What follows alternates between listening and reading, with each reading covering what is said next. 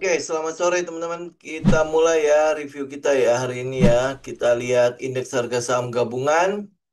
Ya, em, apa? Mungkin beberapa saat yang pada saat dia jatuh ini, teman-teman kalau membaca komen kan lumayan ya, yang mengatakan bahwa indeks itu sudah mulai berakhir dan lain sebagainya. Sebenarnya ya, ya oke aja sih teman-teman punya punya pendapat seperti itu. Tapi ya, yang mungkin yang saya perlu tekankan di sini adalah kita perlu melihat konteksnya ya. Ya itu kurang lebih lah ya, konteksnya. Jadi nggak melulu akhirnya dikacaukan oleh emosi kita ya. Kalau kita bicara mengenai sesuatu yang lebih dalam, di hari Senin kemarin saya ada upload sebuah video tentang cara kerja otak ya.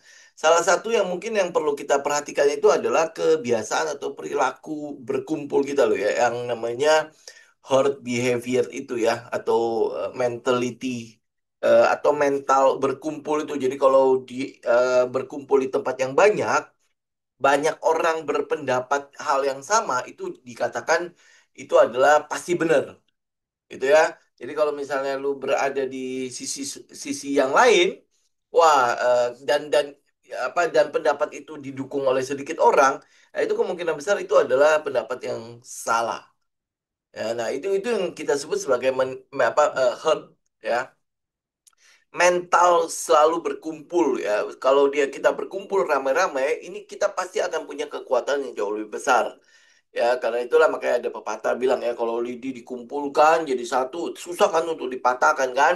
Iya, dalam konteks-konteks tertentu iya seperti itu. Tetapi kalau dalam hal trading, kita selalu melihat itu harusnya ada kontrarian dengan kerumunan itu justru. Ya, dan teman-teman harusnya udah cukup banyak belajar lah dari pergerakan-pergerakan indeks atau pergerakan-pergerakan harga yang ada. Mereka yang berkumpul, teman-teman akhirnya lihat ya, ujung-ujungnya seperti apa. Akhirnya jadi korban kan. Ya, justru justru mereka itu ini ya, makanya anggapannya itu adalah kalau teman-teman lihat ya, ikan yang kecil-kecil itu ya, em, mereka kan cenderung berkumpul kan. Ya, berkumpul itu kenapa coba? Ya karena dianggap nanti dilihat oleh mangsa itu dia menjadi sesuatu yang besar gitu. Sehingga ya buat mangsa itu jadi takut gitu. Ya kan? Nah, perilaku seperti itu justru dimanfaatkan oleh manusia kan untuk menangkap mereka dengan mudahnya. Ya karena itulah makanya diciptakan pukat harimau kan. Demikian juga dengan binatang-binatang yang lain ya. Teman-teman bisa lihat ya yang lain-lain. Nah, konteksnya dalam trading itu juga dimanfaatkan oleh pemangsa kita untuk menangkap kita. Jadi kalau dia butuh likuiditas, nah dia tahu bagaimana caranya untuk membuat likuiditas itu ada di pasar. Ya, either itu dia mau akumulasi maupun itu distribusi. Teman-teman perhatikan itu. Itu mungkin menjadi sesuatu yang apa ya? Kalau dibilang ya menjadi sesuatu yang pokok. Itu kenapa sebabnya di dalam time frame tradingnya kita, pondasinya itu kan adalah katalis kan. Pondasi itu adalah cerita, adalah sebuah narasi atau saya kemarin menemukan kata-kata yang lebih tepat ya untuk itu ya. Konteks ya. Jadi kita butuh melihat konteks ini ngapain gitu loh. Ya, ini misalnya kemarin ada penurunan harga, ya konteksnya itu ngapain gitu. Ya, kenapa kenapa saya bilang oh katalis-katalis ke depannya itu masih bagus-bagus. Memang volatility-nya akan cenderung cukup liar sebelum sampai narasi atau ekspektasi ini menjadi realita. Apa yang sedang diekspektasi oleh market sekarang? Yang pasti adalah penurunan suku bunga The Fed ya. Hari ini kan Bank Indonesia tidak jadi turunin, jadi mempertahankan kan. Nah, kemudian habis itu pertemuan antara si Trump sama si Xi Jinping di Korea ya, di tanggal yang sama malah pada saat pengumuman suku bunga The Fed dan dia punya pertemuan ya. Dan menjelang pertemuan itu kita juga udah lihat bagaimana mungkin gini lah ya, kita nggak bilang kita teman dekatnya si Trump, tetapi lu bisa lihat kelakuannya si Trump. Udah hampir setahun kan dia memerintah kan, lu udah bisa lihat lah.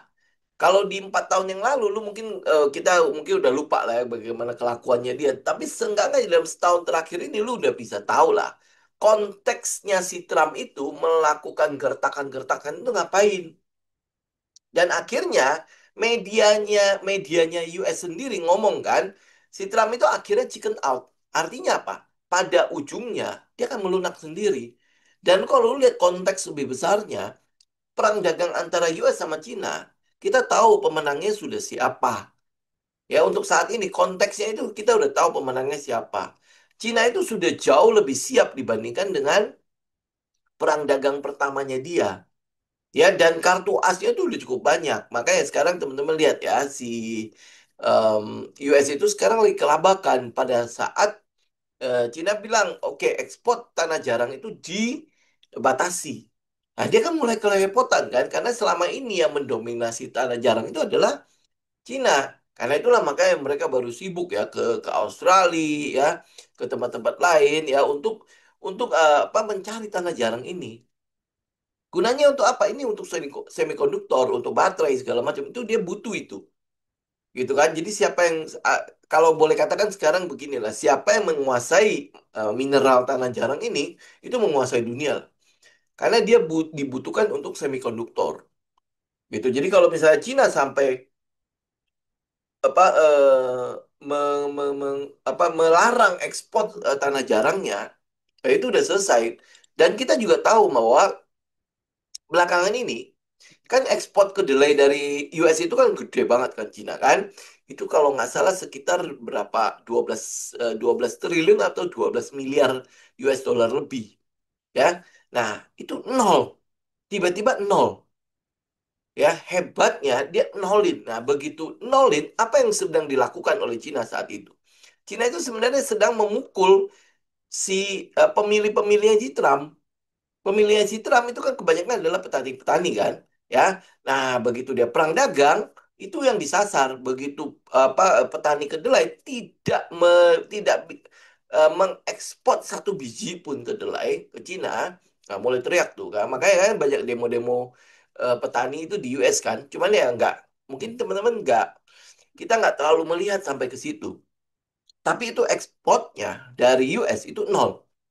Nah, Cina alihkan kemana? Ke Argentina dan ke Brazil ya, dan Amerika Latin lah ya. Kita tinggal apa mereka tinggal mencukupkan. Jadi Cina itu mengirim pesan kalau lu itu bukan siapa-siapa lagi.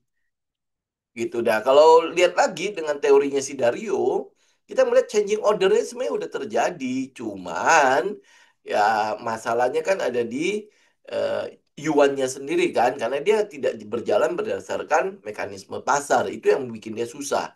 Kalau Cina itu mungkin dia lepas kendalinya yuan itu ke mekanisme pasar.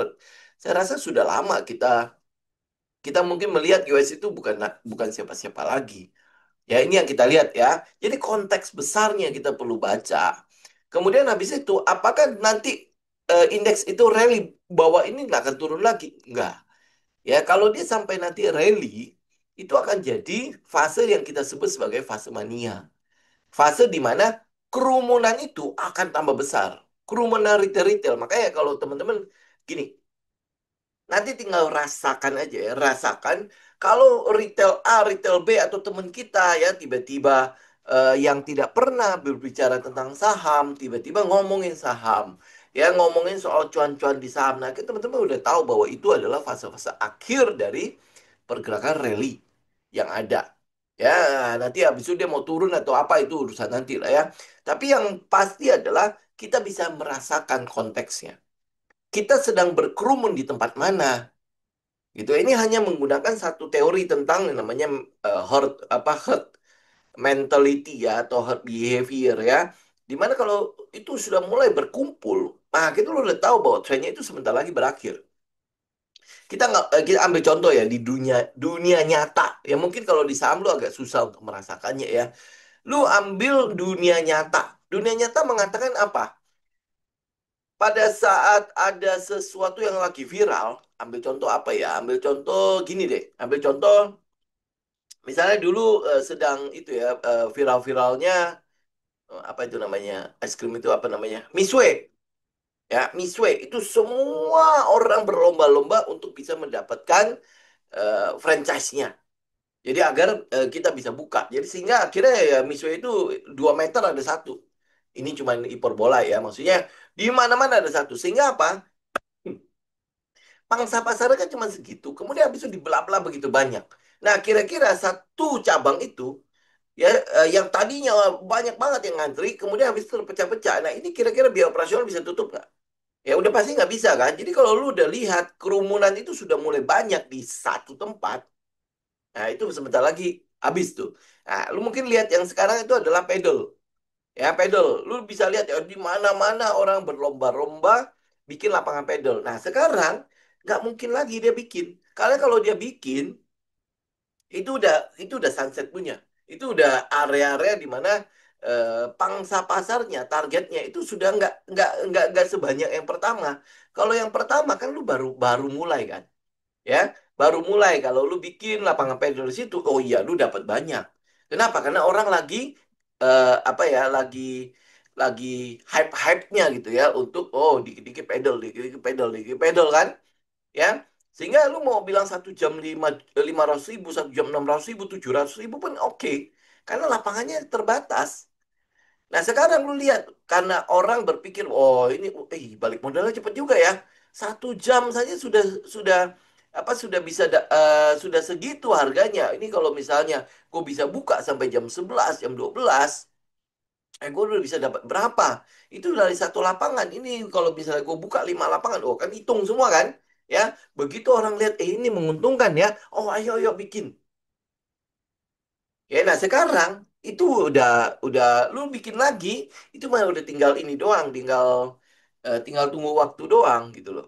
Ya bahkan lapangan pedal pada saat teman saya mau bikin itu pengajuan kreditnya sudah ditolak. Kenapa? Karena visibility untuk bisnis pedal, lapangan pedal saat ini itu sudah mulai mulai turun gitu. Jadi kalau lu lihat grafiknya itu sudah mulai turun ke bawah gitu. Itu contoh adalah herd mentality. Ya artinya lu kalau melihat ada sesuatu dan semua orang sudah berkumpul di situ, jangan masuk situ. Ya jangan masuk situ. Kenapa? Karena lu cuma akan dapat sisanya. Tapi yang jadi masalah adalah itu adalah mental setiap manusia. Dan itu kalau kita bilang ya itu adalah sifat dasar setiap manusia yang susah sekali untuk digantikan. Nah, jadi bagaimana gue harus menggantikan itu? Itu yang kita sebut sebagai atomic habit. Kenapa kita belajar tentang cara kerja otak? Ya agar gue tahu gitu loh bagaimana caranya gue bisa menuker yang jelek-jelek ini, yang mungkin yang tidak terlalu bagus-bagus ini menjadi sesuatu yang menguntungkan gue. Jadi apa yang menjadi habit gue, pola gue, apa yang menjadi kebiasaan gue, itu sesuatu yang membuat gue bertumbuh atau berkembang. Itu ya. Nah, karena itulah makanya satu-satunya cara untuk lu mengetahui dan lu menyadari itu, karena lu untuk berubah lu harus sadar. Karena kalau lu tidak sadar-sadar juga, maka lu tidak akan mungkin mengambil sebuah langkah untuk berubah. Oke? Senjata untuk lu tahu dan lu sadar adalah jurnal. Gampang kan? Simple kan? Ya, gue ngomong berkali-kali dan itu udah berbusa-busa. Gue nggak tahu teman-teman lakukan apa enggak. Tetapi kalau lu lakukan, lu mulai melihat gitu loh. Betapa bodohnya pola-pola yang lu pakai pada saat lu trading. Yang akhirnya membuat lu rugi. Nah, kalau lu terus bertahan di situ, ya mimpi lu menjadi profit konsisten kira-kira dapat nggak? Lu mencoba untuk menggapai mimpi lu dengan pola yang lama yang jelas-jelas sudah merugikan lu. Mungkin nggak? Nah, kalau tidak mungkin, ayo berubah. Nah, yang jadi masalah kemudian adalah pada saat lu sadar dan lu mau berubah, ya ada sistem dalam diri lu, ada sistem dalam diri lu yang menolak untuk lu berubah. Kenapa? Lu sedang mencoba untuk keluar dari zona nyaman lu. Oke? Lu sedang mencoba untuk keluar dari zona nyaman lu. Nah, sistem limbik dalam otak lu sendiri lo ya, langsung akan memproteksi lu. Memang tujuannya bagus, tetapi caranya yang membuat lu akhirnya tetap ada di kubangan kerugian itu. Ya, jadi kalau lu, oh nih gue sadar nih, gue harus berubah. Gue harus berubah. Ya, kenapa orang akhirnya gagal? Ya, gagalnya di mana? Gagal dalam prosesnya. Ya, bukan dia nggak mau berubah, tetapi dia gagal dalam prosesnya. Dan itu memang tidak mudah kan. Lu gini deh, kita kita nggak usah itu, kita nggak usah berdebat soal oh nanti akan berubah apa enggak ya. Kita lihat ke dalam diri kita sendiri, ya. Lu berapa kali mencoba untuk berubah? Ya, nggak usah ngomong trading, dalam hidup lu aja. Lu berapa kali mencoba untuk berubah? Berubah nggak? Ya, lu sadar, iya, gua harus berubah. Oh, semangat banget, apalagi habis seminar, habis workshop, habis bootcamp dan lain sebagainya. Lu begitu pulang, semangatnya itu menggebu-gebu kan, ya. Orang bilang dopaminnya itu udah maksimal sekali dan gua harus berubah, gua harus berubah. Lu ikut dulu ya, ada seminar Tung Desem ya, yang cuma berapa gratisan segala macam. Wah, wah, menggebu-gebu kan, bener gak? Gua harus berubah nih, oke. Nah, tapi seminggu kemudian semangat itu masih ada nggak? Sudah nggak ada kan, ya. Lu mungkin kalau misalnya lu kayak ikut retret lah segala macam ya, wah, gua harus hidup baru nih, ya. Cuma tahan berapa lama? Seminggu. Kenapa itu terjadi? Pernah nggak kita mengevaluasi hal itu? Kenapa? Karena ada sistem dalam diri lu, pola-pola lama, pattern-pattern lama di dalam diri lu yang mencegah lu untuk berubah. Dan itu baik ya. Itu baik ya. Kenapa? Karena dia melindungi lu. Lu keluar dari sini, itu bisa jadi bahaya lu. Karena lu keluar dari zona nyaman lu. Zona nyaman lu itu kenapa kita bilang itu zona nyaman? Karena itu adalah tempat lu tahu. Lu mengenal daerah itu gitu loh. Pada saat lu mengenal daerah itu, resikonya kan lebih sedikit ya. Ya kan? Kalau lu keluar dari situ, wah, ini kira-kira aman nggak ya? Ya, ini makanya dibilang itu adalah otak purba kita, otak primitif kita. Karena memang dari zaman dulu, ya, kita manusia nenek moyang kita, entah lah ya itu si nenek moyang siapa lah ya, yang itu yang apa Pithecanthropus lah, Pithecan erectus lah segala macam itu nenek moyang kita gitu ya. Memang dia punya otak primitif itu jauh lebih besar daripada otak modern. Nggak sama kayak kita lah. Makanya lu lihat kalau bentuk kepalanya kan beda kan, belakangnya lebih gede daripada depannya kan. Nah, sedangkan otak modern kita itu lebih besar daripada otak primitif itu. Cuman otak yang sekecil almond itu menguasai perilakunya kita. Dan tujuannya, sekali lagi ya, itu untuk melindungi kita. Karena lu lihat zaman-zaman dulu ya, bagaimana cara mereka bertahan hidup. Kan banyak sekali binatang-binatang buas kan. Karena itulah mereka mencoba untuk membuat sebuah lingkaran. Ini zona aman kita gitu. Lu keluar dari situ, wah, ini nggak tahu nih, lu bisa survive apa enggak gitu. Karena itulah makanya begitu lu keluar dari lingkaran itu ditarik balik kan. Ya, itu sama, itu otak primitif kita yang berfungsi. Jadi kalau pada saat lu mau berubah, lu sadar nih, wah, gua harus berubah. Setelah ikut seminar, ikut workshop, retret, apa segala macam ya, gua harus berubah. Tapi dalam prosesnya, itu yang membuat kita gagal. Karena itulah makanya kenapa, bagaimana cara kita berubah, lu mulai sedikit demi sedikit. Jangan langsung jebret gitu.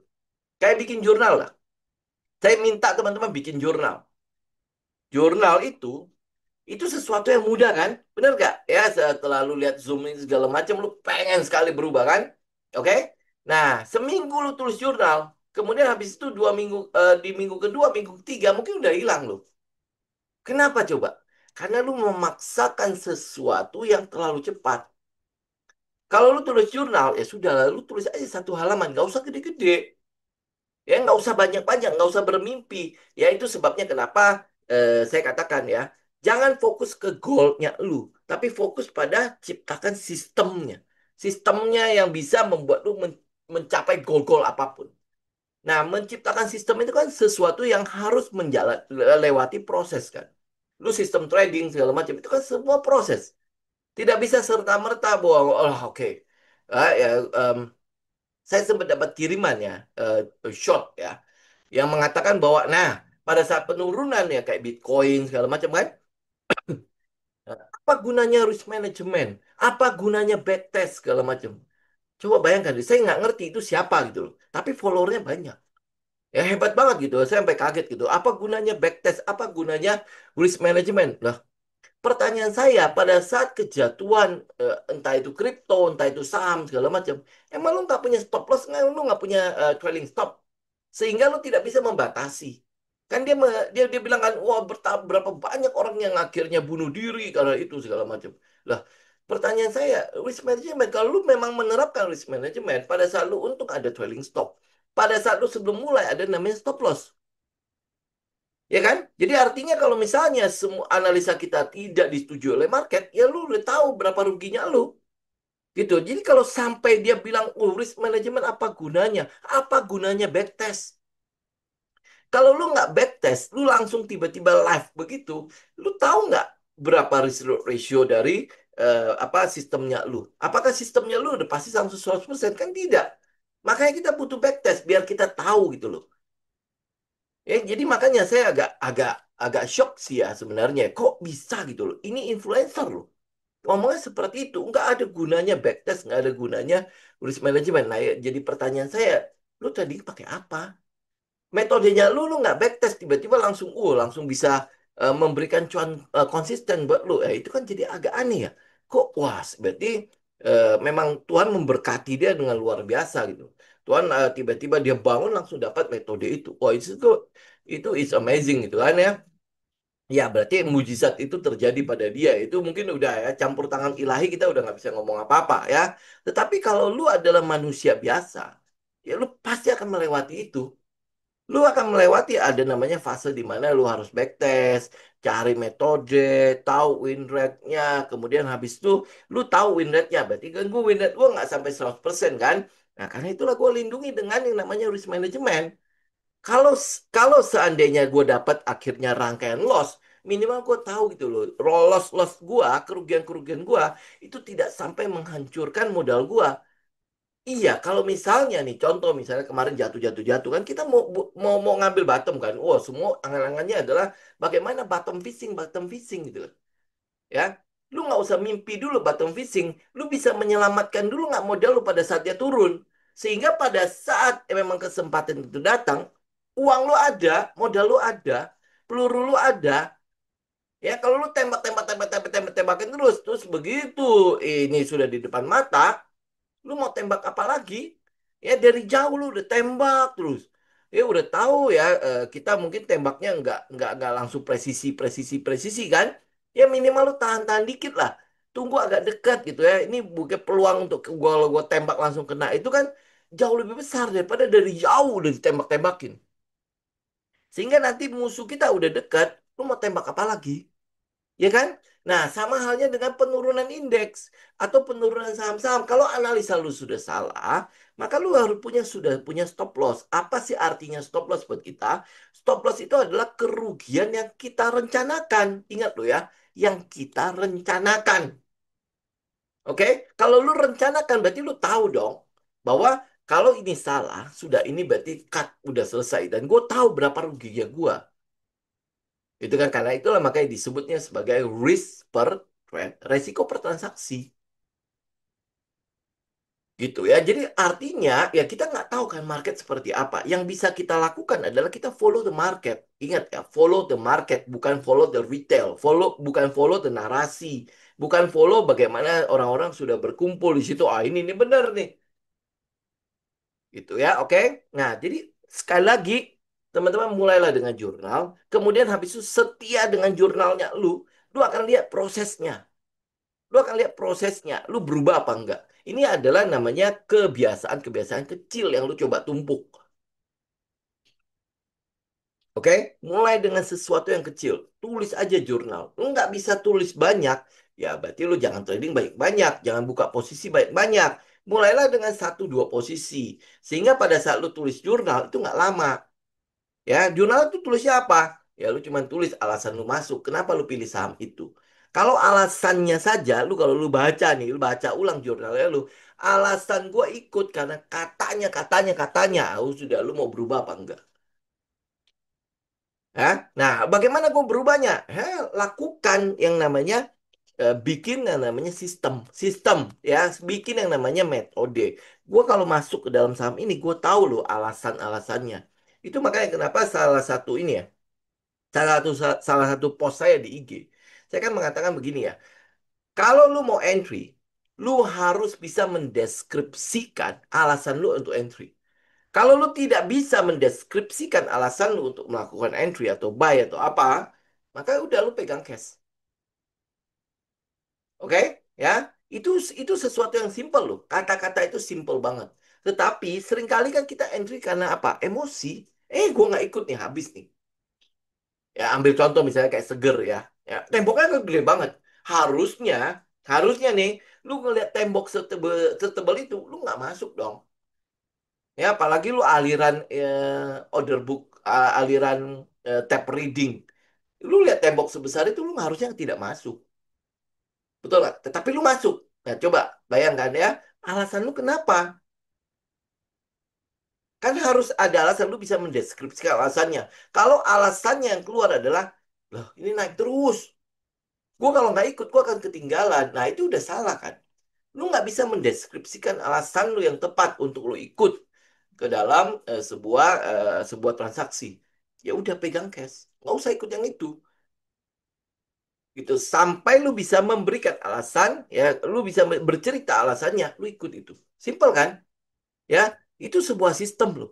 Nah, kalau lu mau tahu alasannya apa, ya lu backtest, lu cari metodenya. Metode, kemudian lu udah dapet nih, lu entah lu mau pakai apapun lah, terserah lah. Teman-teman mau pakai Bollinger Band kah, atau mungkin ada yang jungkir balik metode lah, apa segala macam, terserah lu lah ya. Tapi yang pasti itu lu backtest.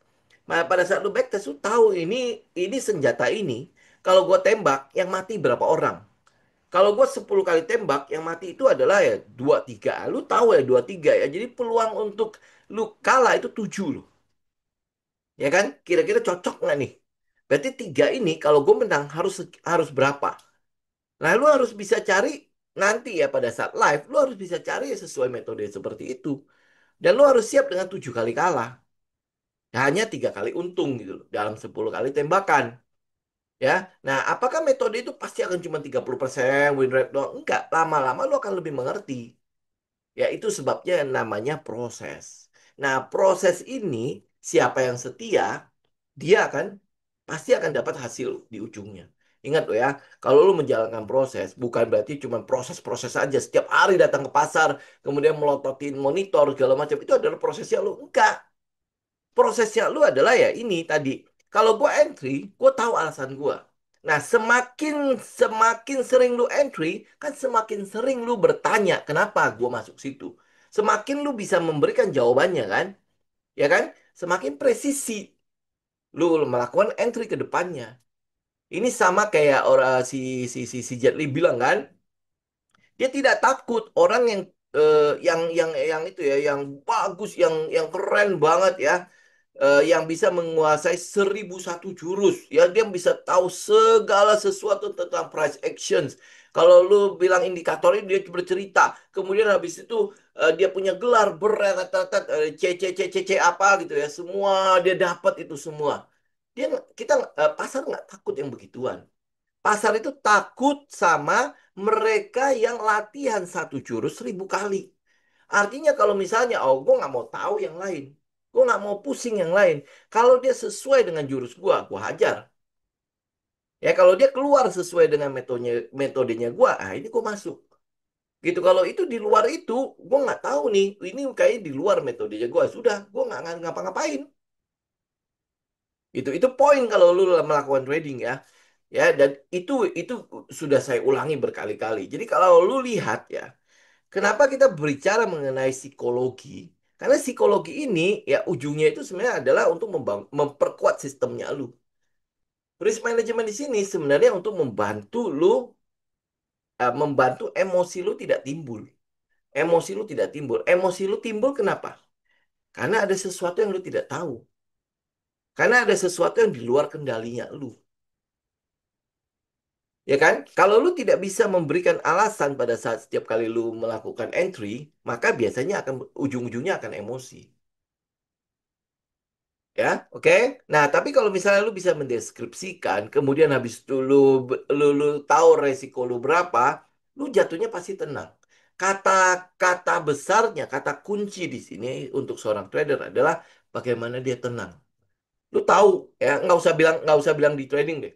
Lu tahu orang kalau dia berhadapan dengan sebuah masalah, itu kan udah banyak sekali ya yang buku-buku yang bercerita tentang itu kan. Kalau dia bisa tenang menghadapinya, itu orang sebenarnya bahaya banget. Ya, itu orang yang sangat berbahaya. Kenapa? Karena dia bisa melihat segala sesuatu yang lu tidak lihat. Pada saat kita tenang, lu bisa melihat banyak hal. Ya, coba bayangkan gini deh. Lu udah berapa kali, sering kali emosi kan? Ya, emosi kemudian habis itu melakukan sesuatu dengan emosi. Ujungnya apa? Ya, ujungnya berujung dengan penyesalan kan? Setelah emosi lu turun dan lain sebagainya, lu mulai melihat balik kelakuan-kelakuan lu pada saat lu emosi. Ya, lu pasti akan langsung ngomong, eh, kenapa gue melakukan itu ya? Ya, kira-kira pada saat lu emosi itu, lebih banyak ruginya atau untungnya? Ya, ambil contoh lah, ambil contoh sederhana lah. Mobil lu kebaret. Dibaret sama motor. Dibaret sama, anggaplah truk atau apalah. Dibaret sama orang lah. Gitu kan? Ya, apa yang lu lakukan? Ya, kita selalu berprinsip ya. Siapa yang lebih galak duluan dia menang. Ya, itu prinsip nggak tahu lah dari mana lah. Tapi itu prinsip banget.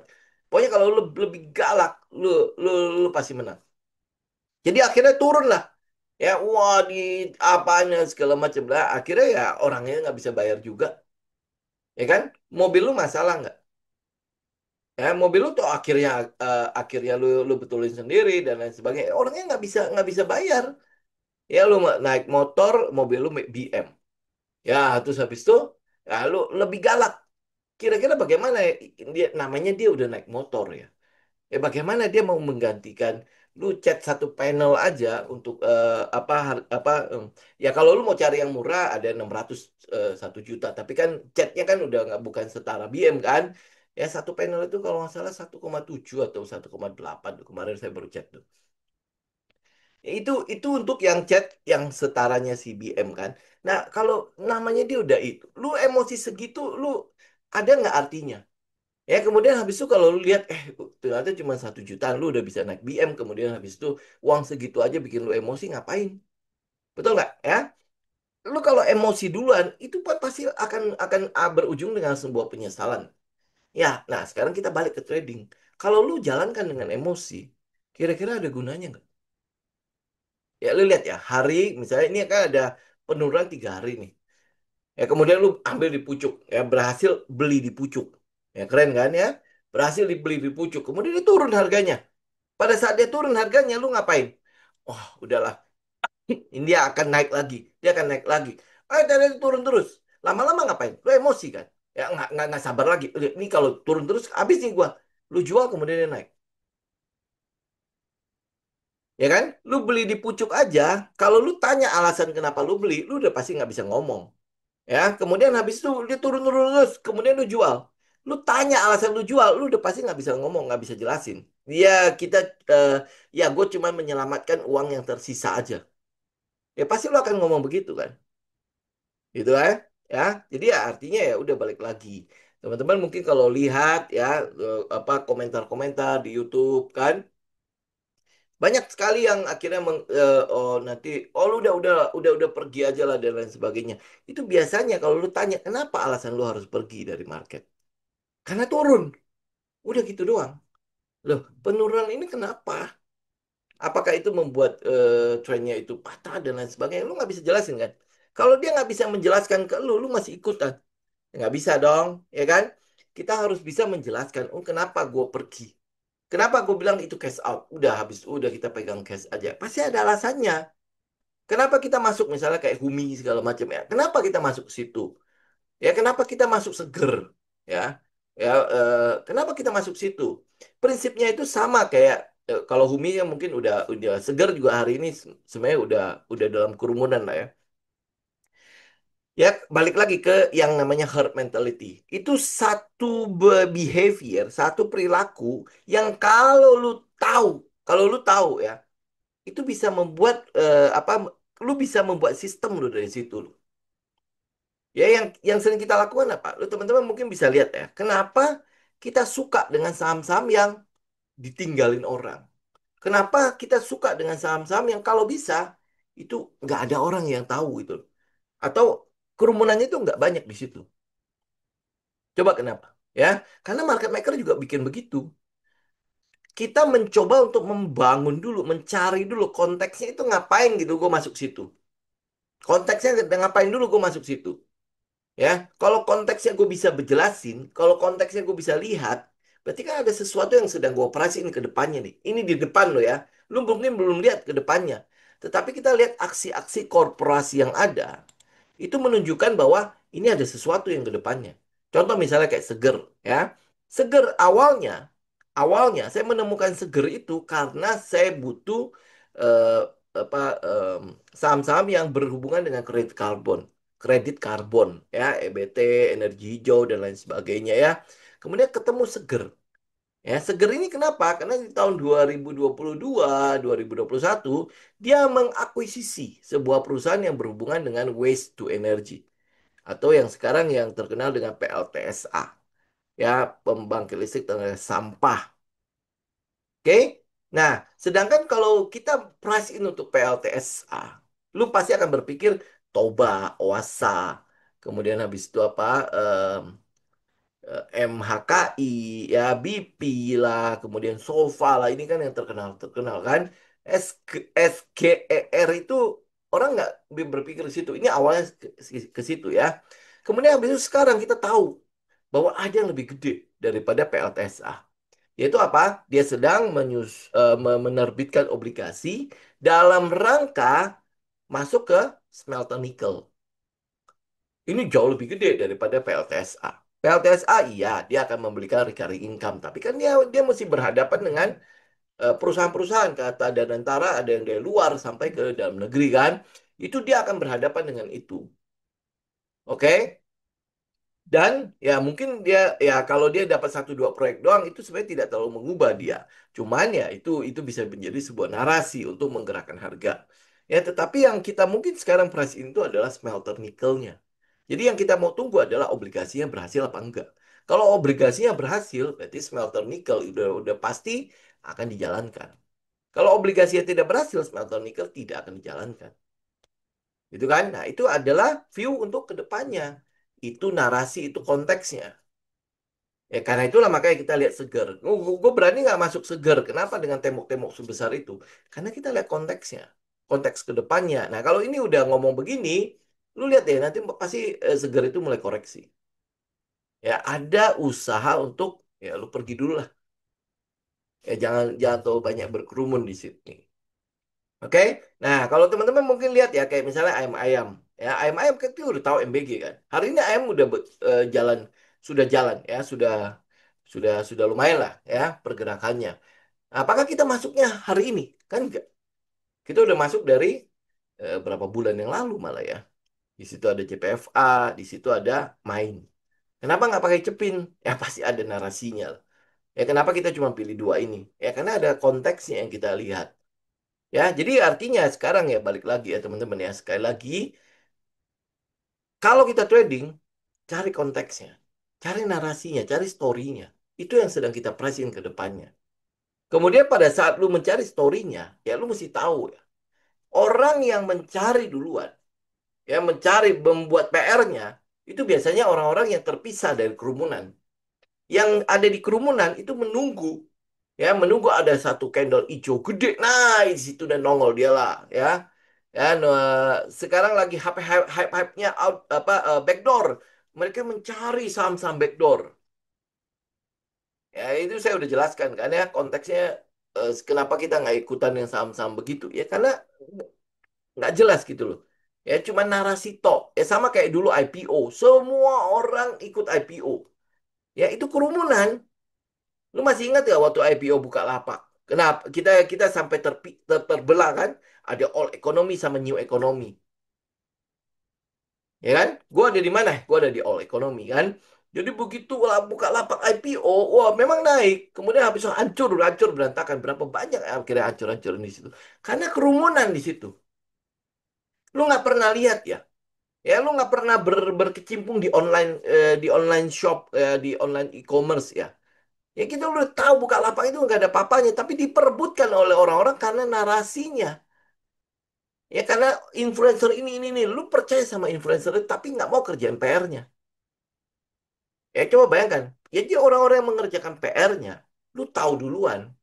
Nah, lu kalau misalnya bilang ya, sekali lagi ya, kalau lu mau kayak market maker emang kayak kayak kita, ya, oh ini lagi ramai nih, ya, kata orang ini, kata orang ini bagus nih. Ya, dia mulai masuk di situ. Coba bayangin kalau market maker begitu, apa nggak hancur berantakan itu fund manager itu? Dia kerjaan PR-nya kan, dia analisa, makanya dia bayar analis-analis itu. Dia bayar analis-analis yang punya gelar-gelar itu untuk analisa. Nih datanya nih, dia sampai berani untuk membeli atau berlangganan belum berterminal yang harganya sebulan katanya 1.500 sampai 5.000 US dollar. Ya untuk apa? Untuk datanya nih. Nih data-data ini tolong dianalisa. Hasilkan sesuatu. Nah, kita juga harus begitu. Memang nggak sampai harus membeli atau menyewa si belum berterminal, nggak usah. Lu bisa kumpulin lah remah-remahnya. Pasti ada remah-remah yang tertinggal kok. Ya, dan gue udah membuktikan, gue nggak punya belum berterminal. Ya, tapi kita bisa mendapatkan sesuatu kok. Memang oke lah kita nggak ngambil dari benar-benar bawah, tapi setidaknya kita masih jauh lebih di awal daripada apa market apa pasar-pasar sebelum dia naik gitu. Ya kan? Ya, jadi ayolah kerjaan PR-nya, ayo berubah. Boleh lu sekarang lu sadar, tapi ingat perubahan itu butuh proses. Ya, proses ini disetiakan ya, proses ini lu tekadkan di proses ini. Ya bagaimana ya saya ngomong ya? Ya lu apa? Kenapa akhirnya saya bikin komunitas? Ya, komunitas. Ya ini komunitas sangat-sangat tertutup ya, karena dia cuma alumni doang yang boleh masuk. Kenapa saya bikin komunitas? Ya ini, saya mencoba untuk ada dalam prosesnya. Ada dalam proses. Itu pun saya yakin banget ya kalau teman-teman tanya, sekarang kayaknya kita ada berapa ya? Sekitar 29 per 30 member doang ya. Lu kalau tanya mereka semua, udah pasti ketar-ketir lah ya. Pada saat market lagi turun, kan lagi bagus-bagus ya, udah 50, 60, 70%, udah yang 100% kan. Tiba-tiba, lenyap 30%. Ya lu, gua harusnya gua pakai 711, gua harusnya pakai MA50, gua harusnya pakai itu, pokoknya ribut aja kan. Itu proses, gitu. Itu semua proses gitu loh, ya. Jadi ya balik lagi, lu bisa nggak lewatin prosesnya? Bukan masalah semangatnya, bukan masalah sadarnya. Sadar mah semua orang sadar. Semua orang punya goal untuk bisa profit konsisten. Semua orang punya goal untuk menjadi kaya raya di saham. Ya bagaimana gue bisa dari uang 2,5 juta kemudian habis itu jadi MM-an. Sekarang kan lagi itu ya, lagi hype cerita-cerita seperti itu kan. Bagaimana gue dari ratusan juta menjadi puluhan M, ratusan M, kemudian habis itu jadi T ya. Sekarang lagi bercerita seperti itu kan. Kemudian habis itu prosesnya nggak lama. Ya cuma 5 6 tahun. Ya ini lagi dijual yang seperti ini. Nggak usah dimakan. Nggak usah dimakan karena setiap orang pasti berbeda. Setiap orang prosesnya itu pasti berbeda. Gitu. Nah, sekarang lu tinggal kendalikan apa yang lu bisa kendalikan. Oke, ceritain dulu lu makan. Menjadi sebuah semangat buat lu berubah.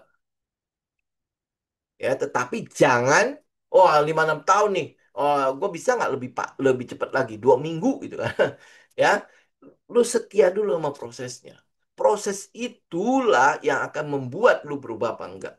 Proses ini sebenarnya sedang membuat sebuah bypass ya atau sedang menimpa pola-pola lama lu yang merugikan itu menjadi sebuah pola-pola yang baru yang lebih menguntungkan lu gitu. Kalau pola baru ini, habit baru ini sudah mulai terbentuk, lu akan melihat reaksi lu saat market-market seperti lagi hype-hype segala macam itu itu reaksinya akan jauh lebih baik gitu dibandingkan dengan reaksi-reaksi lu sebelumnya.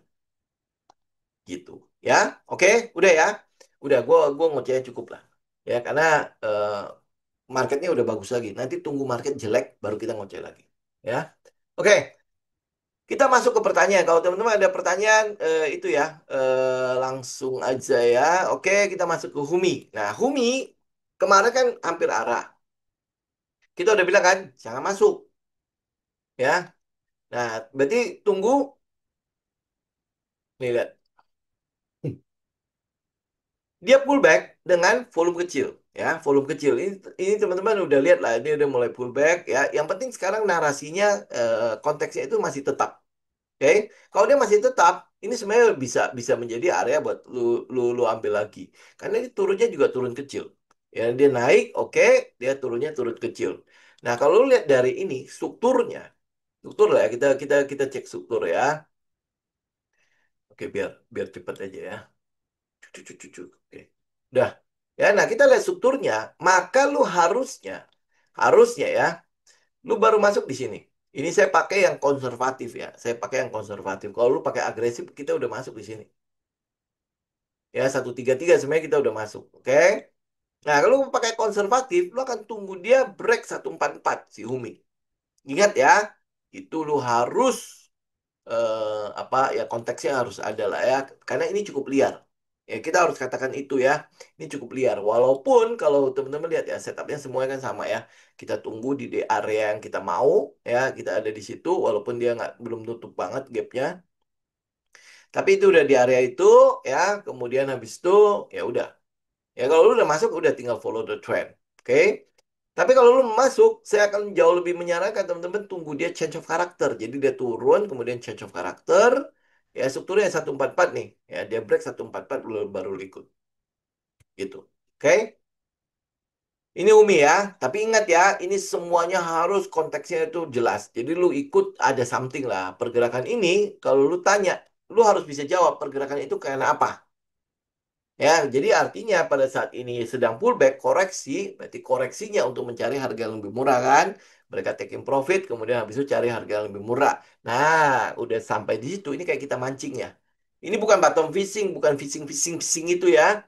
Ini kayak kita mancing, maksudnya mancing itu kita lempar umpan, kemudian tunggu ikannya makan umpannya.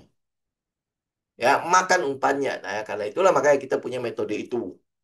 Ya, jadi tinggal ya menunggu itu ya oke ini Umi udah ya kalau lu konservatif lu tunggu dia 144 break kalau misalnya ya, lu agak agresif sebenarnya ini dia pullbacknya udah bisa lu ambil lah nanti ya stop lossnya harus jelas ya jangan asal-asal ambil kemudian habis itu nggak ada stop lossnya ya ya mentang-mentang oh ini saham Konglo nih saham Konglo ya jadi artinya ya, ini pasti akan ada efek itu bukan alasan. Ya itu bukan sebuah alasan untuk lo entry. Kayak gara-gara dia saham Konglo. Ya lu lihat gak, gue bahas saham-saham Konglo nggak? Ya semakin banyak yang bahas saham Konglo, lu semakin harus hindari. Ya gue bahas Pani nggak? Nggak kan? Ya bahkan Pani waktu di awal doang pada saat dia memang udah ada area masuk gue bahas. Tapi kita nggak. Oh karena PP, oh terima kasih PP, kenapa terima kasih Papa dan lain sebagainya. Kalau lu belajar tentang herd mentality, itu justru harus saham-saham yang perlu hindarin, walaupun dia naik tinggi. Ya, gue nggak butuh yang saham-saham yang seperti itu. Gue butuh saham-saham yang kalau gue masuk, alasan gue bisa terangkan. Bukan karena Prayogo Pangestu. Ya, bukan karena dia adalah Bakri. Bukan karena dia adalah Salim. Enggak. Itu saham-saham itu gue nggak butuh gitu loh. Ya nggak kalau cuma nama besar tok gue nggak butuh. Gue butuh adalah dia nama besar, tetapi dia mampu untuk merubah fundamental dari perusahaan itu. Sehingga ya udah harganya ya otomatis ikut dengan data. Bukan karena narasi, bukan karena narasi-narasi kosong tok gitu. Ya itu kan narasi kosong. Oh karena PP, oh berarti udah. Nah nanti bentar lagi PP akan keluar yang namanya Greadola ya. Kayaknya sih udah pasti jadi tuh. Lu incar lagi. Ya kan? Oh, karena ini saham PP. Itu alasan apaan? Ya, metode apaan lu tradingnya? Sama kayak dulu ya ngomongin IPO. Semua IPO diikutin. Ya, sampai sewa-sewa apa namanya? Sewa-sewa joki ya untuk ngantri ya biar dapat banyak ya masukin beberapa nama di situ, masukin KTP banyak-banyak ya nanti akhirnya dikumpulkan menjadi punya sendiri kan dulu kan ya. Banyak sekali oh, pokoknya dia bikin metode-metode keren-keren dah. Nah, kemudian sekarang backdoor. Ya, backdoor gua nggak tahu lagi ya dia bikinnya metode seperti apa ya karena belum ngobrol lagi sama orang-orang orang-orang yang bikin-bikin backdoor. Ya, nah, narasi itu artinya orang sedang berkumpul di situ. Kalau dia berkumpul di situ, oh, udah gua ogah lah. Gua udah pasti ogah banget. Ya, teman-teman nggak usah. Kita kita blacklist banyak sekali loh saham-saham Konglo. Ya, blacklist kita banyak sekali saham-saham konglo. Dan itu tidak membuat kita kehabisan ide-ide untuk trading. Benar nggak? Ya, bahkan sampai BUMN pun kita blacklist. Hmm? Ya, BUMN pun kita blacklist. Ya, kita nggak trading di BUMN. Jadi kalau lu tanya saham-saham Bank Himbara, ya gue cuma bisa kasih tahu lu teknikalnya, tapi gue nggak trading lagi di situ. Kenapa? Ya, lu cari aja alasannya. Alasan lu pasti pasti ketemu lah. Oke, ya udah ya ini ya. Kemudian kita lihat seger nggak pullback pullback. Ah udahlah itu. Lu kalau udah nggak dapet nggak usah ikut. Gitu aja udah. Ya oke. Nah kita lihat BBCA ya. Oke. Nah sekarang kita lihat BBCA. Kemarin kan saya bilang di mana dia? Ya di mana dia masuk? Di sini kan? Oke. Ya, buang dulu ini semua. Nah kemarin kita bilang masuknya di mana? Di sini kan? Di sini. Ini BCA kan? Atau di sini? Gitu ya di berapa 8.000 kalau enggak ya kemarin di sini saya mungkin belum update ya 8.100 kalau enggak 8.000. Nah lu lihat gap-gapnya kan ini potensi untuk pullback. Mari kita lihat volumenya. Nah volume tuh hari ini turun lumayan gede, jadi lu tinggal tunggu dia balik dulu ya, tunggu dia balik dulu. Oke, ini ada gap, ini ada gap. Ya, itu ada gap, ada gap. Tapi yang kita tahu adalah secara minor, ini kan saya pakai yang daily ya. Secara minor, dia udah break 8.000 itu sebenarnya sudah change of character. Jadi karakter dia tadinya turun, minor ya. Ini sudah mulai berubah. Jadi kita nggak bisa bilang lagi dia downtrend. Ya, cuman kita belum tahu apakah dia akan sideways dulu atau langsung uptrend. Kalau dia langsung uptrend, maka lu akan tahu bahwa pergerakan uptrend gimana? Ada low, ada high, ada higher low, dan ada higher high. Itu baru konfirmasi dia akan uptrend. Oke, kalau sekarang dia namanya change of character. Karakter yang tadinya turun itu sudah mulai berubah. Ini minor ya. Kita bicara minor karena saya pakai time frame daily. Kita baru bisa mengatakan bahwa oh, BBCA sudah tidak downtrend. Ya, sudah tidak downtrend. Nah, kalau dia sudah tidak downtrend, ini yang menjadi kenapa saya punya satu metode untuk ya lu jangan sampai ngambil di pucuk. Ya, kita akan tunggu dia pullback. Ya, ini kan kayak kita mancing lagi kan, ya. Jadi dia akan pullback di mana? Karena kita belum dapat high-nya, jadi kita nggak bisa ngomong dia akan pullback kemana. Tapi nanti kalau misalnya dia udah dapat high-nya, high ini ya, high-nya kan belum ada nih. Tahu ya struktur untuk bisa menentukan bahwa ini adalah high, ya ini adalah high, ini low udah pasti, ya udah pasti karena dia udah break, otomatis ini udah low kan. Nah sekarang yang kita belum dapat itu untuk BCA itu adalah high-nya. Ya, high maksudnya ini kan low udah tahu. Ya, high-nya di mana? Apakah ini? Belum. Ya, kita belum bisa lihat ya. Kenapa kita belum bisa lihat? Karena dia belum break something gitu loh. Ya, break sesuatu di minornya. Kalau dia udah break, oh kita tahu ini high. Nah, setelah kita dapat high, baru kita bisa tahu dia akan turun sampai kemana. Ya, sesuai metode loh ya, sesuai metode kita dia akan turun sampai kemana. Bisa ke gap ini, bisa cuma retest ke sini, bisa ke 8.000, ya, bisa juga sampai ke bawah sini, 7.000 berapa? 7.500 itu bisa aja terjadi. Jadi ya lu tinggal kalau kalau ini cuma ngomong gap-gap ya, ya udah paling aman tunggu di 7.500 ya. Oke. Nanti minggu depan teman-teman udah bisa ini, udah bisa apa? Jadi saya bikin video-video. Kemarin kan ada one day webinar kan. Nah, video itu saya masukin ke LinkedIn. Ya, lu kalau misalnya mau belajar tentang ini metode yang pullback, ya lu bisa ke LinkedIn. Ya. Itu juga sekaligus perkenalan saya buat e-course lah. Karena kalau lu e-course langsung ambil kan memang mahal sekali ya.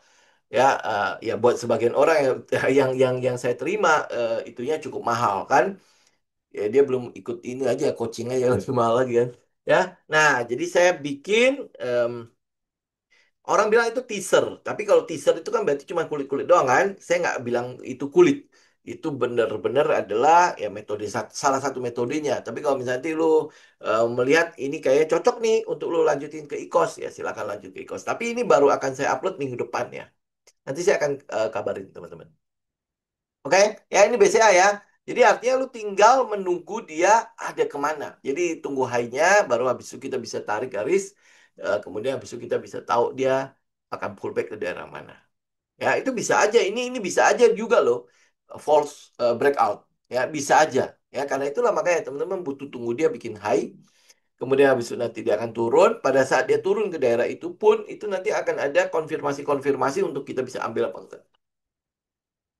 Gitu ya. Oke, ini BCA udah clear ya. Kalau Himbara segala macam teman-teman udah tahu lah. Kalau BCA sudah begini, saya nggak tahu juga lah ya. Teman-teman nanti cek teknikalnya aja, tapi Himbara yang kemungkinan besar juga akan seperti itu juga ya. Ini yang saya bilang kemarin sebelum kejatuhan, yang kita lihat adalah bank-bank saham-saham bank besar itu tidak mengalami kepanikan. Jadi artinya dia turunnya pang nggak gede-gede ya, cuman turunnya begini-gini doang. Ya itu artinya ya dia udah, lu lihat aja lah dia turun dari kapan. Ya dulu kayak kapan ya, kemudian habis itu masa turun terus ya BCA loh, kemudian laporan keuangannya mengatakan dia cuan, ya dia cuan ya, ini beda loh. Kalau Bank-Bank Himbara saya malah agak takut di 2026 ya, dan saya yakin banget bukan saya doang yang bisa bercerita soal takut, karena ya itu yang 200T itu ya, NPL itu punya resiko sangat tinggi untuk terjadi. Nah iya BCA masih growth. Kalau yang lain, yang Himbara, saya nggak tahu karena belum ada ini kan. Kalau nggak salah BNI sama Mandiri sudah keluar ya. Cuman saya udah nggak ngikutin karena kita udah nggak trading di situ, ngapain ngikutin lagi. Ya, oke. Nah, sekarang BSDE. Nah, BSDE kemarin kan juga sama ya. Untuk properti segala macam juga ada pantulan di daerah situ ya. Nah, oke. Oke. Nah, BSDE. Nah, ini mungkin sedikit ini teaser lagi ya. Teman-teman lihat ya, apa yang saya maksud dengan high ya, high. Buang dulu semuanya biar nggak itu. Nah, lu lihat ya, low-nya di mana? Ini adalah low. Kenapa gitu gue tahu low? Karena dia udah break ini atau dia break ini. Ya, berarti ini low. Nah, high-nya di mana? Ini apakah ini high? Nah, kalau dia cuman sampai ke atas kayak BCA, gue nggak bisa ngomong itu high. Tetapi setelah dia break ini, maka gue tahu ini high. Oke, nah setelah gue tahu dia high, ya setelah gue tahu dia adalah high, maka ya baru gue tarik garis. Mana sih garis saya? Ya dari low, ya dari low teman-teman bisa juga ambil dari sini karena ini adalah permulaan pergerakan kan, ya sampai sini. Nah, oke. Jadi untuk BCE ya udah, ini udah masuk ke dalam area gue mau buy gitu. Jadi yang Bu Bu Ana, Bu Ana apa Bu Teresia, ya udah. Ya ini udah. Jadi kalau lu mancing kan lu udah tarik, lu udah buang kailnya kan. Nah ikannya udah sampai nih. Pak, lu tarik apa enggak?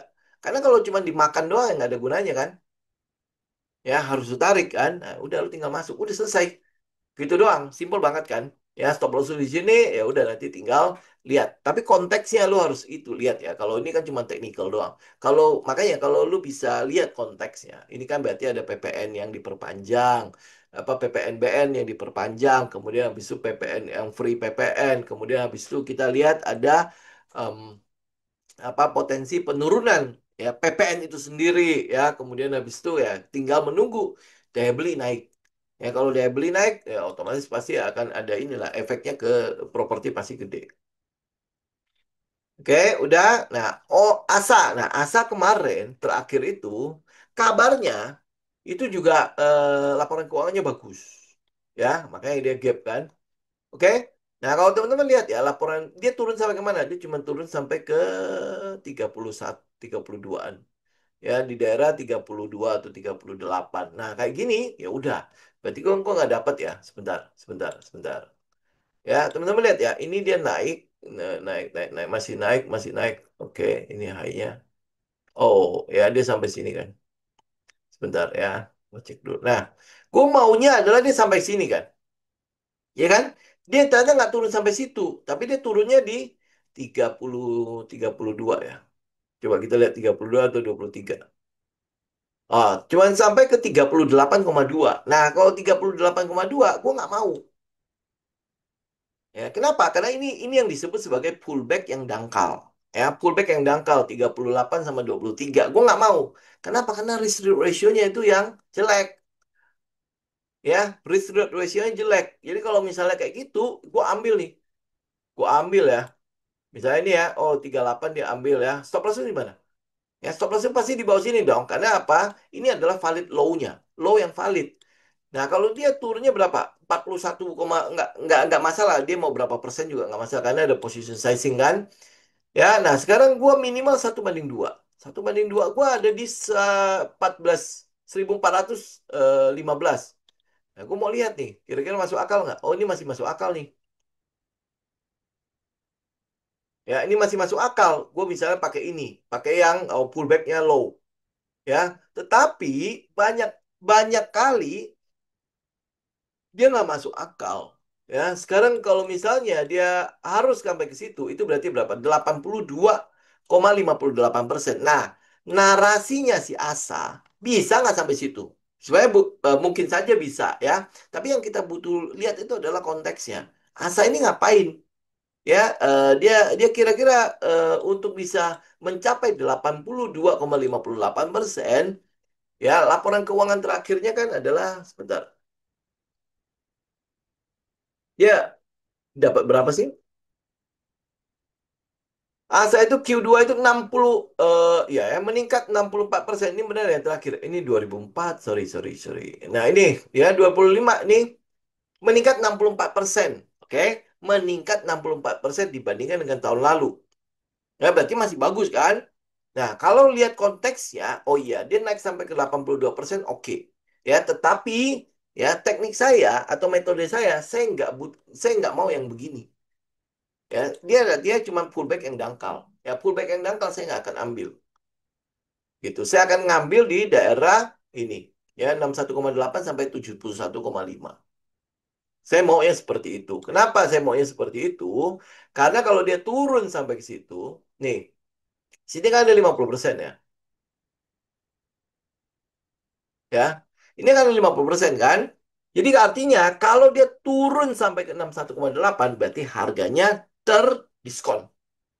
Ya, kalau dia baru turun sampai ke 23 dan 32 berarti ini harga masih premium.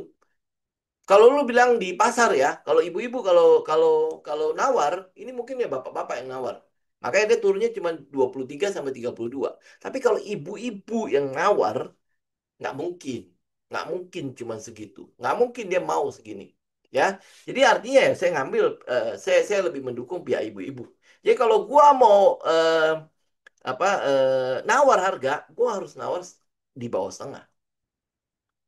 Gitu ya. Kalau teman-teman sering beli ini ya, beli barang ya di pasar atau mungkin apalagi yang sering itu ya import barang di Cina, lu nggak bisa nawar barang itu cuman 20-30%. Kita nggak menawar seperti itu. Ya, even itu di pabrik. Ya, di pabrik pun eh, kita masih nawarnya masih lebih gila. Ya, lu nggak bisa turun lagi harga. Oke, gue minta ini, segala macam. Ya, iya nenek. Ya, ini masih ibu-ibu ya. Tapi ya nenek-nenek juga masih ibu-ibu lah ya. Oke, jadi jadi kalau saya, kenapa kita memilih di bawah 50%? Karena buat saya, harga diskon itu harusnya setengah. Bukan di premium. Ya, bukan cuma 20-30%. Nggak main lah kita. Oke, kalau dia turun sampai ke bawah, teman-teman bisa lihat ya. Ini mungkin ya teaser lagi ya. Ya, teman-teman nanti itu nggak mahal kok. Ya, ini teman-teman kalau mau 1 banding 2 itu cuma sampai sini. Nah, ya 1 banding 2. Jadi artinya kalau dia diskon sampai ke situ, untuk sampai ya tembus di resisten cuma tinggal beda dikit doang kan. Ya, dibandingkan dengan tadi dari resisten ini sampai ke atas ini kan jauh ya. Benar nggak? Ini kan jauh ya. Ini berarti berapa? 46%. Ya, 46% dibandingkan dengan gue cuma butuh berapa ini? 78% dari resisten ya. Jadi artinya setelah dia peak, kemudian dia turun, kemudian habis itu dia balik lagi, target gue cuma 8%. plus dari resisten yang ada. Itu jauh lebih mudah, jauh lebih realistis targetnya yang ini yang plus 8% atau yang plus berapa puluh persen. Ya, paham ya? Ya, itu sebabnya. Makanya kenapa metode-metode ini di backtest. Jadi agar lu punya ini loh, lu tahu win rate-nya lu berapa. Kemudian ratio lu masuk akal apa tidak. Kan butuh masuk akal ya. Ya. Kalau 40-50% dari resisten yang existing itu masuk akal nggak? Ya, walaupun oke narasinya bagus dan lain sebagainya. Ya, itu udah pasti lebih tidak masuk akal kan. Jadi kalau sesuatu yang tidak masuk akal, lu jadikan sebuah sistem, itu kan sama aja lu percaya dengan apa Gunung Kawi. Ya, jangan nyinggung Gunung Kawi deh. Ya, pokoknya lu lebih percaya dengan mistik dibandingkan dengan sesuatu yang bisa lu usahakan lebih pasti gitu. Ya, paham ya? Kita nggak seperti itu loh ya. Kita nggak seperti itu. Jadi logik-logik aja. Ya, daripada kita cuman menaruh harapan kepada ngomongnya apa itu ya? Menaruh harapan kepada ilusi. Ya, ilusi itu sesuatu yang tidak nyata loh ya dibandingkan dengan kita menaruh harapan pada kemampuannya kita. Ya, kalau memang lu sanggup untuk 10%, ya udah memang itu adalah kemampuan lu. Itu udah. Ya, kita lebih percaya pada apa yang bisa kita kendalikan dibandingkan dengan sesuatu yang tidak bisa kita kendalikan gitu loh. Ya. Jadi jauh lebih mudah plus 8 daripada plus berapa ini? Plus 46. Bener nggak? Ya, lu 1% aja kabur kan? Apalagi ini cuma plus 46. Gimana caranya? Gue udah mati berdiri nungguin kali ya. Ya, oke. Oke, kemudian mana nih? Oke, ya. Mana sih? Coba, Sido. Oh, ini ya. Nah, ini untuk yang ini ya, untuk yang retail-retail ini, untuk yang saham-saham yang retail-retail ya, untuk yang retail-retail, teman-teman harus menunggu kepastian PPN. Itu akan jauh lebih powerful. Ya, kepastian PPN. Jadi Menteri Keuangan sekarang kan udah bilang kan, kelihatannya ada peluang untuk menurunkan PPN. Ya dari eh, ini 11% jadi nggak sih? Saya lupa ya. Karena PPN kita 11 sampai 12% ya. Nah, ini kemungkinan besar akan diturunkan kembali ke 10%. Kalau iya, ya lu jangan lihat 1-2% lu. Itu pengaruh banget. Karena, ini sekarang 11 kan? Ya, lu jangan lihat dia eh, naik 1% lu. Karena gini, itu turunan kita, ya, lu misalnya nih ya, mau beli mau beli roti aja. Ya, roti itu kan ada tepung, ya, ada tepung, ya, tepung nanti kena PPN dulu kan, kemudian habis itu dia punya apa lagi minyak, kemudian habis itu mentega dan lain sebagainya. Itu di PPN-in semua loh. Ya, sampai jadi sebuah roti. Ya, tepungnya kena 11%, ya, kemudian menteganya kena 11%, kemudian habis itu ininya kena berapa persen kan? Dan lu jadi sebuah roti kena lagi 11%. Jadi nggak tahu berapa komponen tuh ya. Dalam satu roti itu bisa 5-6% tambahan. Bahkan bisa jadi sampai 10% tambahan. Ya, jadi artinya turun 1% bisa menghilangkan ya itu yang 5-6% tadi.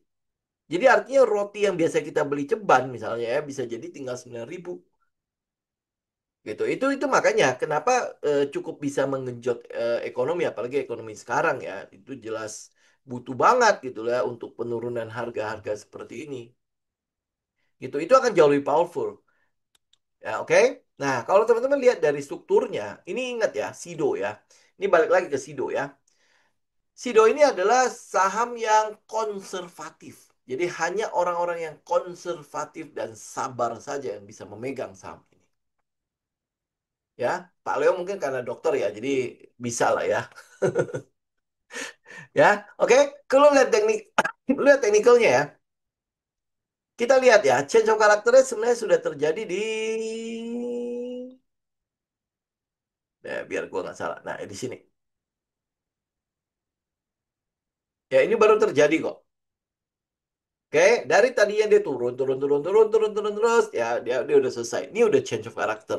Nah, cuman yang kita jadi masalah adalah kita nggak tahu dia apakah akan balik sideways dulu, ya, atau dia akan langsung naik. Nah, kalau dia akan langsung naik, lu akan tunggu, ya, tunggu aja dia inilah, tunggu aja dia rally lah. Ya, kemudian habis itu kita baru ambil dia pullback. Ya, kalau sampai nanti dia nggak rally, ya, berarti ini ya bisa jadi dia naik kemudian retest. Udah, lu ambil retestnya aja. Gitu ya, sesimpel itu aja udah ya. Tapi ya teman-teman butuh lihat lah. Memang untuk retail-retail ini Mapa, Mapi, Ace, ya, Era dan lain sebagainya, gongnya itu akan ada di penurunan PPN, ya, penurunan PPN. Tapi mungkin yang untuk inilah, em, ini kayak Sido segala macam ya, kan udah mulai itu ya digelontorin BLT yang 300.000 itu ya, itu likuiditas ini berapa triliun tuh. Ya itu pasti akan banjir. Ya gue nggak tahu ya dapat 300.000 mereka beli antangin nggak ya? Ya atau apa tolak angin dan lain sebagainya ya. Gue nggak tahu ya di situ. Tapi yang pasti adalah 300.000 ini pasti akan dibelanjain. Ya karena itulah makanya Ace, ya, Era, Ramayana, Mapi, Mapa dan lain sebagainya itu biasanya akan terangkat karena narasi itu. Karena BLT, ya, BLT. Ya, nggak tahu bulan depan akan dibagi lagi atau itu 300.000 itu untuk 3 bulan atau seperti apa. Ya, nanti teman-teman cek lah. Ya, tetapi yang saya mungkin akan lihat untuk retail-retail ini, gongnya itu ada di PPN. Kalau PPN-nya turun, wah itu enak. Ya, ini udah pasti akan jadi gongnya. Jadi karena itu lalu update PPN-nya. Karena konteks untuk retail itu ada di situ. Nah, kalau PPN-nya turun, kemudian sektor retail non cyclical maupun cyclical itu naik, masa iya indeks harga saham gabungan nggak naik lagi? Gitu kan? Ya, jadi konteksnya itu teman-teman perhatikan banyak sekali kok katalis-katalis positif yang ada sekarang sampai ke penghujung tahun. Jadi jangan lewatin kesempatan ini, ya. Tahun depan, baru urusan tahun depan lah. Kita mungkin udah taking profit juga ya di akhir tahun atau apalah ya. Habis itu tahun depan tahun depan punya urusan. Ya kalau dia masih bagus ya lu ikut. Kalau dia nggak bagus lagi ya sudah bye-bye lah gitu aja. Ya, oke. Nah ini mungkin terakhir aja ya. Saya mungkin coba melihat ke emas. Oke, emas. Teman-teman lihat emas ya. Oke, kita lihat emas ya. Ini sebenarnya kita udah bahas kemarin juga. Apa yang teman-teman lihat dari emas? Ya, dia udah mulai ada penurunan di situ ya. Oke, nah sekarang saya kasih sebuah rahasianya untuk emas. Kenapa dia akan turun? Kenapa kita tahu bahwa dia akan turun? Ya, kenapa kita tahu dia akan turun? Satu, teman-teman lihat. Kita lihat teknikal aja udahlah. Volumenya mana? Kok nggak keluar?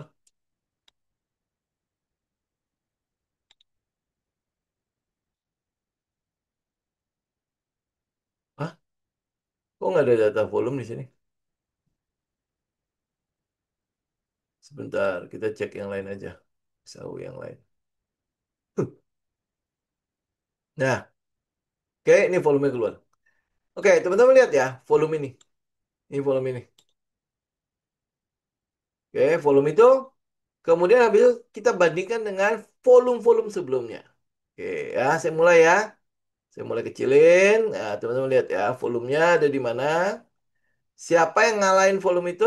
Oke, ini. Jadi volume ini berhasil dikalahkan oleh ini. Ya, notabene itu ada di 1 Maret 2021. Kemudian hari ini volumenya ini yang di tanggal apa ini? 16 Oktober. Ya, jadi artinya apa? Jadi artinya apa? Artinya ini buying klimaks. Nih, ini buying klimaks. Ya, kalau lihat dari konsepnya si Wyckoff, ini buying klimaks. Kalau dia udah buying klimaks, artinya apa? Artinya klimaks. Sudah, dia udah klimaks. Nah, jadi kalau nanti diikuti oleh penurunan, ya wis, eh, enggak, ini buying klimaks, Pak. Selling klimaks itu di bawah, Pak. Ya, ini buying klimaks. Oke, jadi kalau dia buying klimaks ya udah, teman-teman berarti udah tahu dong ada potensi di mana dia akan turun. Nah, sekarang masalahnya adalah dia turun langsung atau dia distribusi dulu. Ya, nah ini tinggal ya teman-teman lihatlah. Jadi konteksnya sekarang untuk emas adalah ada potensi koreksi atau potensi taking profit. Ya, jadi yang teman-teman tungguin untuk masuk ke dalam emas itu adalah apa? Setup untuk sell. Ya, setup untuk sell. Jadi kalau lu dalam konteks ini lu masih ambil buy, lu pasti akan dihajar. Sama kayak hari ini ya. Hari ini yang kita tunggu itu adalah setup sell.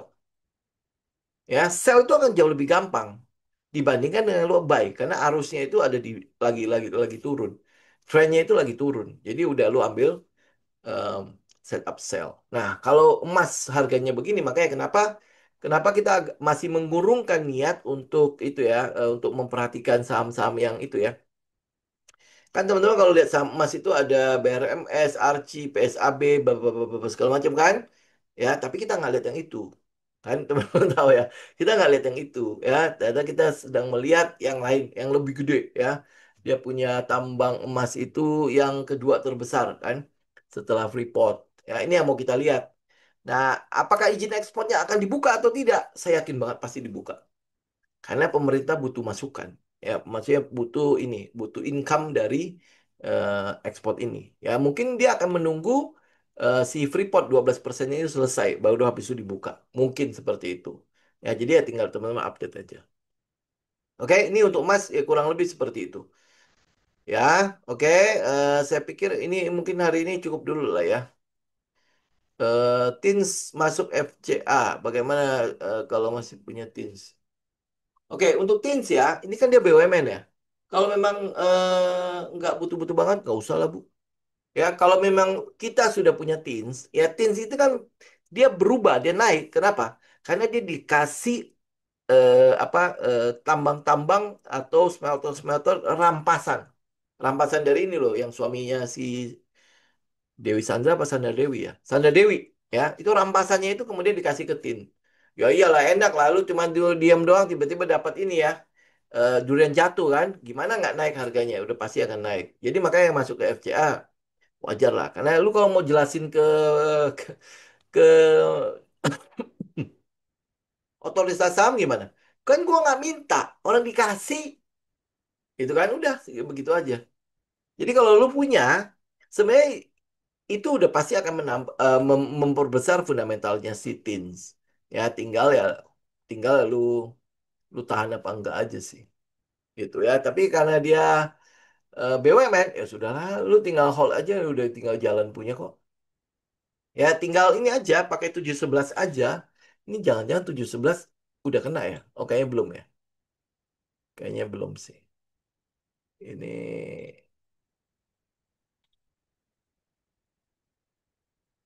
oh belum. Ya belum. Oh enggak, harusnya udah kena nih di sini. Pas hari ini ya. Ya, tapi kalau teman-teman punya udahlah tinggal tinggal ikutin aja lah trennya. Ya, kenapa? Karena dia dapat limpahan. Ya, dapat limpahan jadi suddenly jadi raksasa gitu loh, si Tails. Ya. Oke. Oke, saya pikir untuk hari ini kita cukupkan dulu ya. Ya, mungkin di awal saya ngocehnya terlalu panjang. Ya, tapi nanti kita hari Jumat kita bahas lagi. Teman-teman yang mungkin yang nggak kebahas di Zoom hari ini, yang mungkin nanti Jumat nggak ikut Zoom, teman-teman bisa ikut di IG, nanti tanya aja di IG. Langsung aja ya pada saat kita live, teman-teman langsung itu aja kasih pertanyaan-pertanyaan. Jadi kalau pertanyaan banyak, kan ngoceh saya pasti nggak terlalu banyak. Ya, oke. Baik, untuk hari ini saya pikir cukup dulu ya teman-teman. Sampai ketemu hari Jumat ya. Semoga bermanfaat. Saya izin pamit dulu ya. Oke, thank you semua. God bless.